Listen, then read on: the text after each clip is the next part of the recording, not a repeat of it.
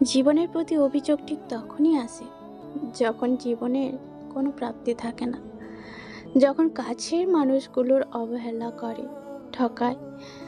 জীবন নিয়ে আক্ষেপ ঠিক তখনই হয় যখন জীবন হতাশায় নিমজ্জিত হয়, যখন আপন মানুষগুলো পরের মতো আচরণ করে, যখন তীব্র যন্ত্রণা বুকে নিয়েও চিৎকার করে কাঁদার জায়গা থাকে না।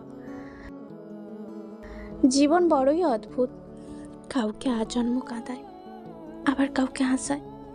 যে হাসে তার কাছে জীবনের মানেটা অন্যরকম, আর যে কাঁদে তার কাছে জীবন মানে অভিযোগ আর আক্ষেপের পাহাড়। দিন শেষে সামান্য সান্ত্বনাটুকু যারা পায় না, তারা জীবন নিয়ে আফসোস ঠিক কেন করবে না বলুন তো? আপনজনের অবহেলা, খুব কাছের মানুষগুলোর প্রতারণা, একাকিত্ব, নিঃসঙ্গতা যার একমাত্র অর্জন, সে জীবন নিয়ে সন্তুষ্ট থাকে কি করে?